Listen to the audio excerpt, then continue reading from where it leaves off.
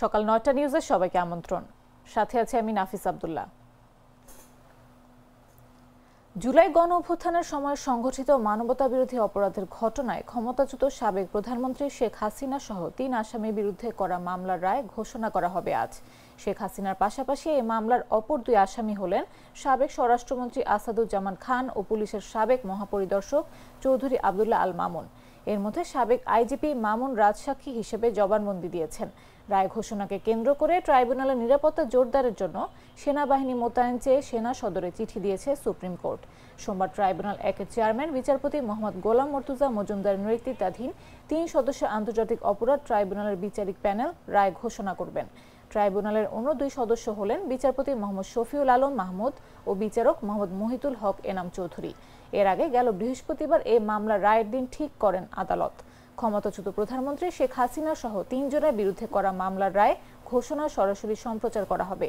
এর আগে গেল ১ জুন শেখ হাসিনা সহ এই ৩ আসামির বিরুদ্ধে ট্রাইব্যুনালে আনুষ্ঠানিক অভিযোগ দাখিল করে প্রসিকিউশন। আনুষ্ঠানিক অভিযোগে এই ৩ আসামির বিরুদ্ধে মোট ৫টি অভিযোগ আনা হয়।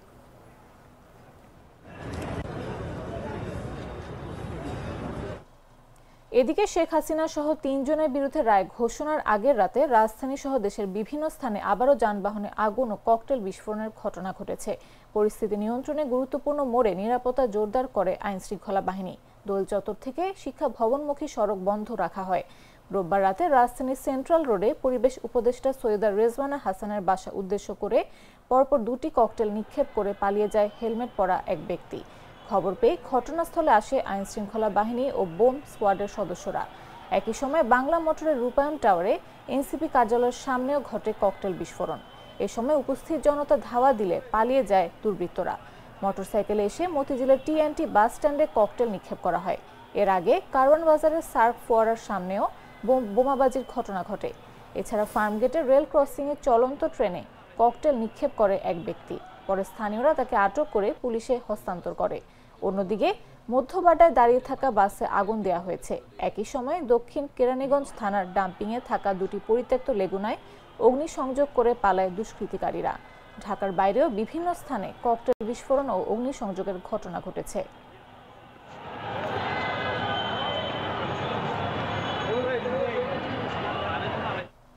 যানবাহনে আগুন ও ককটেল নিক্ষেপ করতে এলেই দেখা মাত্র হামলাকারীদের বিরুদ্ধে কঠোর হওয়ার নির্দেশনা দিয়েছেন ঢাকা মহানগর পুলিশের কমিশনার শেখ মোহাম্মদ সাজ্জাদ আলী।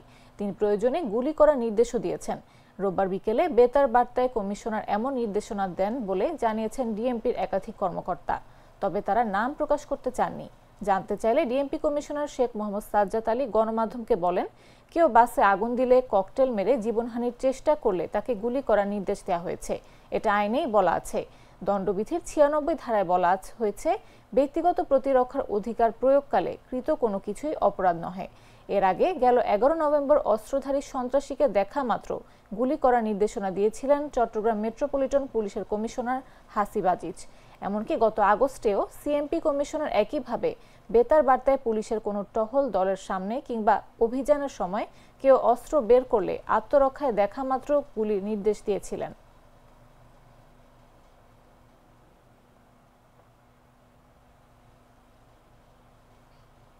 আওয়ামী মুসলিম লীগের প্রতিষ্ঠাতা সভাপতি মজলুম জননেতা মাওলানা আব্দুল হামিদ খান ভাসানীর ৪৯তম মৃত্যুবার্ষিকী আজ। ১৯৭৬ সালের এই দিনে ঢাকার পিজি হাসপাতালে চিকিৎসাধীন অবস্থায় তিনি মৃত্যুবরণ করেন। পরে টাঙ্গাইলের সন্তোষে তাকে চিরনিদ্রায় শায়িত করা হয়। মাওলানা ভাসানীর মৃত্যুবার্ষিকী উপলক্ষে টাঙ্গাইলের সন্তোষে ভাসানীর মাজারে মাওলানা ভাসানী বিজ্ঞান ও প্রযুক্তি বিশ্ববিদ্যালয়, বিএনপি সহ বিভিন্ন রাজনৈতিক দল, বিভিন্ন শিক্ষা প্রতিষ্ঠান ও সংগঠন নানা কর্মসূচি গ্রহণ করেছে। এদিকে ভাসানীর মৃত্যুবার্ষিকী উপলক্ষে সন্তোষে ৭ দিনব্যাপী ভাসানীর মেলা চলছে। এরই মধ্যে মেলা জমে উঠেছে। মজলুম জননেতা আব্দুল হামিদ খান ভাসানীর মাজারে শ্রদ্ধার্ঘ্য জানাতে সোমবার ভোর থেকে ঢল নামবে মানুষের। বিএনপি সহ বিভিন্ন রাজনৈতিক দল, সামাজিক সাংস্কৃতিক সংগঠন পুষ্পস্তবক অর্পণ করবে প্রয়াত এই নেতার মাজারে। কদিন আগে থেকেই মাওলানা ভাসানীর ভক্ত অনুসারী ও মুরিদা বৃন্দন সন্তোষে এসেছেন। ১৮৮০ সালের ১২ ডিসেম্বর সিরাজগঞ্জের ধানগড়া গ্রামে মাওলানা ভাসানীর জন্ম। সিরাজগঞ্জে জন্ম হলেও মাওলানা আব্দুল হামিদ খান ভাসানী তার জীবনের সিংহভাগই কাটিয়েছেন টাঙ্গাইলের সন্তোষে। সন্তোষের মাটিতে তিনি চিরনিদ্রায় শায়িত আছেন।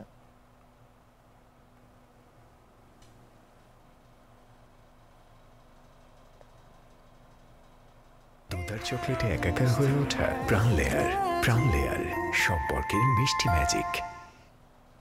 বন্যায় ভেঙে ভেসে গেছে সেতু, কয়েকটি জায়গায় সেতুর খণ্ডিতাংশের কিছু দাঁড়িয়ে ও কিছু পানিতে ডুবে আছে। এভাবে 7 বছর ধরে পড়ে আছে সেতুটি, ফলে চলাচলে চরম দুর্ভোগ পোহাচ্ছে 5 শতাধিক পরিবার। লালমনিরহাটের আদিতমারি উপজেলার দুর্গাপুর ইউনিয়নের 5 নম্বর ওয়ার্ডের দিগলটারি এলাকার দালাই লামা ছড়ার ওপর নির্মিত সেতুটি 7 বছর ধরে এভাবেই পড়ে রয়েছে। স্থানীয়রা জানান, 2016 সালে স্থানীয় সরকার প্রকল্পের আওতায় সেতুটি নির্মাণ করা হয়, কিন্তু নির্মাণের মাত্র 1 বছরের মাথায় 2017 সালের বন্যায় সেটি ভেঙে ভেসে যায়। এরপর থেকে স্থানীয়রা কার্যত বিচ্ছিন্ন অবস্থায় দিন কাটাচ্ছেন। সরকারের কাছে দ্রুত একটি টেকসই সেতু নির্মাণের উদ্যোগ নেওয়ার দাবি তাদের। এ বিষয়ে লালমনিরহাটের স্থানীয় সরকার প্রকৌশল অধিদপ্তরের নির্বাহী প্রকৌশলী কাউসার আলম বলেন, সেতুটি পুনর্নির্মাণের জন্য প্রস্তাবনা পাঠানো হয়েছে। প্রকল্পটি অনুমোদিত হলে দ্রুতই কাজটি করা সম্ভব হবে বলে আশা ব্যক্ত করেন তিনি। এখন সমস্যা কি, রাস্তা বন্ধ থাকে কেমনি? যেমন এই যে পানি আসতে লাগে আমাদের না একটু কম কষ্ট। তারপরে এই যে ওখানে যে লোকগুলো আছে তার তো যাওয়া কত অসুবিধা। এই ছাত্রছাত্রীরা যায় এসে কোনদিন লোক থাকলে আইসে, এখন লোক তখন নাই। এখন তো এই যে কাদা ফাটি দিয়ে যাওয়া এসে করা লাগে। এই যে ভাই যে দেখা যায় ব্রিজের সমস্যা, রাস্তাঘাট নাই, ব্রিজ দিয়েছে ভাঙি গেছে। এই যে ব্রিজের সমস্যা, যাতায়াতের খুব সমস্যা হয়। 500-700 লোক এখানে বসবাস করে, এখানে নাই রাস্তাঘাট। একটা পুল দিছে, সেও তার 1 বছরের মধ্যে ভাঙি পড়ে গেছে। এখন খুব কষ্ট করি আমাদের ছেলে মেয়ে সব কষ্ট করে লেখাপড়া করতেছে। স্থানীয় সরকার ইউনিয়ন পরিষদ অথবা উপজেলা পরিষদ থেকে নির্মিত করা হয়েছিল বলে প্রাথমিকভাবে প্রতীয়মান হয়। ব্রিজটি ভেঙে গিয়েছে বর্তমানে।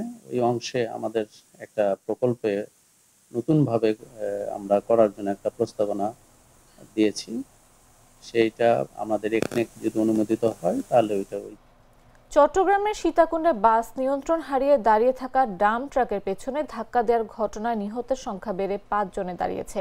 রোববার সন্ধ্যা 6টার দিকে ঢাকা চট্টগ্রাম মহাসড়কের পৌরসভার বটতল এলাকায় চট্টগ্রামমুখী লেনে এই ঘটনা ঘটে। এ ঘটনায় আহত হয়েছেন প্রায় 20 জন।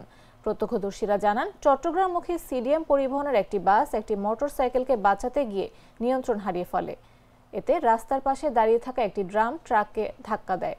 এতে ঘটনাস্থলে অনেক হতাহতের ঘটনা ঘটে। সীতাকুণ্ড উপজেলা স্বাস্থ্য কমপ্লেক্সের জরুরি বিভাগের চিকিৎসক বলেন, দুর্ঘটনার পরপর প্রায় 25 জনকে কমপ্লেক্সে উদ্ধার করে নিয়ে আসা হয়। তার মধ্যে 5 জন মারা যায়। আহতদের মধ্য থেকে উন্নত চিকিৎসার জন্য 12 জনকে চট্টগ্রাম মেডিকেল কলেজ হাসপাতালে পাঠানো হয়েছে। বাকিরা স্বাস্থ্য কমপ্লেক্সে চিকিৎসা নিচ্ছে। কুমিরা হাইওয়ে পুলিশ ফাঁড়ির ইনচার্জ মোহাম্মদ জাকির রাব্বানি বলেন, সর্বশেষ তথ্য অনুযায়ী 5 জন নিহত হয়েছে। তার মধ্যে 3 জনের পরিচয় পাওয়া গেছে, বাকি 2 জনের পরিচয় শনাক্তের চেষ্টা চলছে। এই ট্রাকের পিছনে মারি দি ওইখানে পড়িয়েছিল 7-8 জন লোক, 7-8 জন লোক মৃত্যু অবস্থায়। ঢাকা থেকে ছেড়ে আসা একটি যাত্রীবাহী বাস, যার নম্বর ঢাকা মেট্রো গ 14-40-13 সিডিএম বাস। এটা আমাদের কুমিরা হাইওয়ে থানাধীন সীতাকুণ্ড বটতল নামক স্থানে পৌঁছাইলে বাসের চালক নিয়ন্ত্রণ হারিয়ে সম্মুখে থাকা ধীরগতির একটি ড্রাম ট্রাককে আঘাত করে সেখান থেকে নিয়ন্ত্রণ না হারিয়ে রাস্তার পাশে খাদে পড়ে যায়। বাসের যাত্রীরা গুরুতরভাবে আহত হন।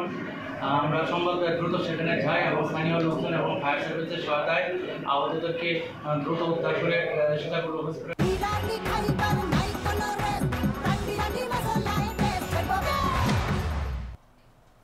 জানাবো আন্তর্জাতিক সংবাদ।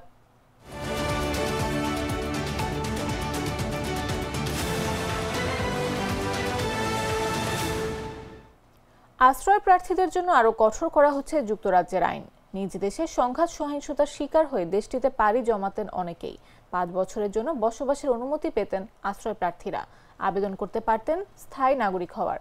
তবে জনগণের চাপের মুখে সেই নীতিতে পরিবর্তন আনতে চলেছে দেশটির ক্ষমতাসীন লেবার পার্টি। পরিবর্তিত নীতিতে শরণার্থী মর্যাদার মেয়াদ 30 মাসে কমিয়ে আনা হবে। স্থায়ীভাবে যুক্তরাজ্যে বসবাসের অনুমতির জন্য আবেদন করার আগে অপেক্ষা করতে হবে অন্তত 20 বছর।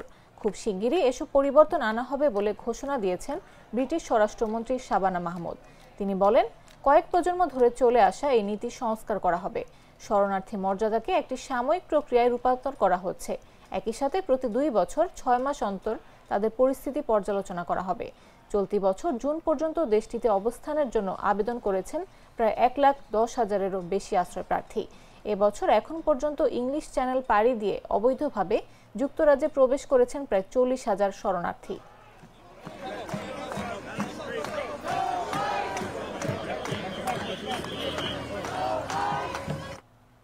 এবারে খেলার খবর।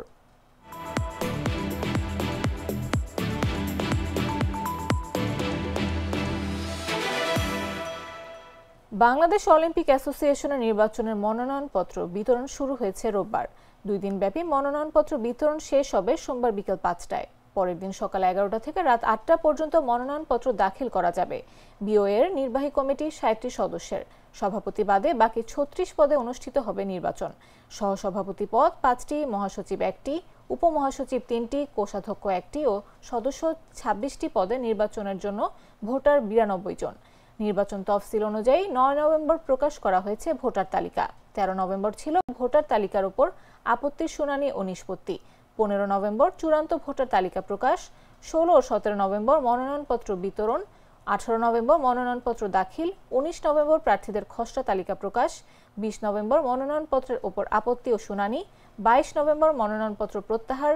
23 নভেম্বর চূড়ান্ত প্রার্থী তালিকা প্রকাশ ও 30 নভেম্বর সকাল 11টা থেকে দুপুর 2টা পর্যন্ত ভোট গ্রহণ। বিওএর এজিএম ও নির্বাচন হবে কক্সবাজারের হোটেল বে ওয়াচের বলরুমে।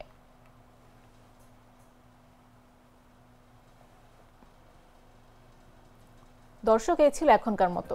প্রতি মুহূর্তের সর্বশেষ খবর পেতে ভিজিট করুন jagonews24.com, ফলো করুন আমাদের ভেরিফাইড ফেসবুক পেজ এবং সাবস্ক্রাইব করুন জাগো নিউজের ইউটিউব চ্যানেল। এতক্ষণ সাথে থাকার জন্য ধন্যবাদ সবাইকে।